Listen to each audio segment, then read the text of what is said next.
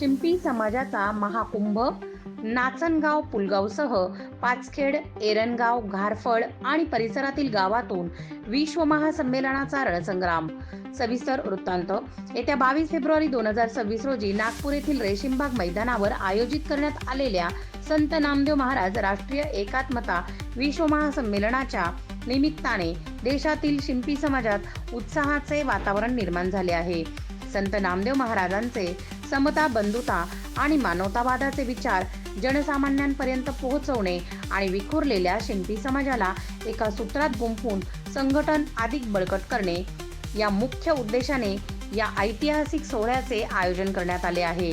या महासंमेलनाचे मुख्य आयोजक श्री भास्करदादा टोंपे, श्री ईश्वरजी धिरडे आणि श्री अनंतजी जांगजोड हे संपूर्ण देशात दौरे करून समाज बांधवांशी संवाद साधत आहेत। या मोहिमेला बळकटी देण्यासाठी नाचनगाव, पुलगाव आणि देवळी परिसरातून मोठा प्रतिसाद मिळत आहे। श्री संत नामदेव महाराज उत्सव सेवा समिती नाचनगाव, पुलगाव येथील संयोजक श्री मदनजी ढगे आणि अध्यक्ष श्री सुदामजी गचके यांच्या नेतृत्वात समाज बांधवांनी घराघरात जाऊन प्रचार व प्रसार सुरू केला आहे।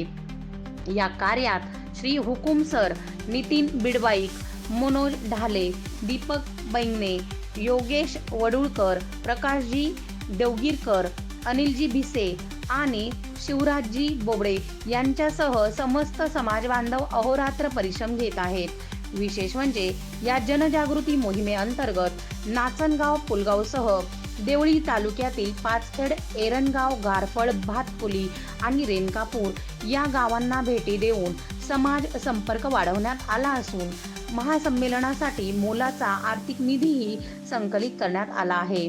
समाजातील तरुणांमध्ये सामाजिक जाणीव निर्माण करणे आणि महिला शक्तीचा सहभाग वाढवणे यावर विशेष भर दिला जात आहे।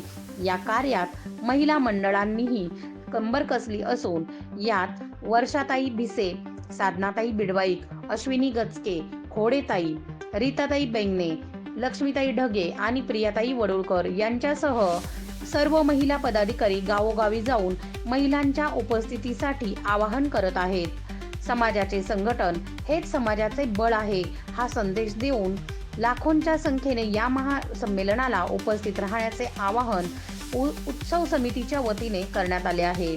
या महासंमेलनामुळे शिंपी समाजात नवचैतन्य निर्माण होणार असून हा ऐतिहासिक सोहळा समाजाच्या प्रगतीसाठी प्रेरणादायी ठरेल असा विश्वास व्यक्त केला जात आहे।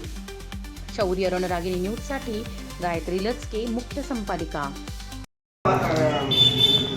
डॉक्टरीचा याच्यामध्ये ऍडमिशन मिळाली म्हणजे काही ठिकाणी या पद्धतीच्या सुद्धा प्रॉब्लेम आहे। जसं गुजरातमध्ये गेलं तर तिथे दर्जींना आरक्षण आहे, पण शिपा जे तिथे आहे त्यांना तिथे ओबीसी मध्ये गिनला जात नाही आहे। तर आपला त्याच्यामध्ये तो सुद्धा मुद्दा आहे किंवा जिथे जिथे आपला समाज ओबीसी मध्ये नाही आहे, ज्या राज्यामध्ये त्या राज्यामधला जो समाजाला ओबीसीच्या याच्यामध्ये सरकारने ग्राह्य करावं आणि त्यांचे त्या पद्धतीनं नियोजन सुरू झालेलं आहे। बऱ्याच ठिकाणी आपले जे छोटे छोटे समाज होते त्यांना आता त्यांनी ओबीसी मला काही जास्त बोलण्याची गरज नाही आहे, पण आपण शिंपी समाज माहिती आहे, त्यांनी उदाहरण दिले आहे की आपण एकदम थोडका समाज आहे। आपली त्यांच्या समोर म्हणजे काय स्थिती आहे हे आपल्याला त्यांनी सांगितलेलंच आहे। अशा स्थितीमध्ये आता आपण समाज बांधवांनी, युवकांनी आणि काय करायला पाहिजे, आपण याच्यातून एक चांगला मार्ग निवडला पाहिजे आणि आपल्या समाजाने काय करता येईल त्यासाठी आपण चांगले योगदान, मार्गदर्शन केलेलंच आहे आपल्याला।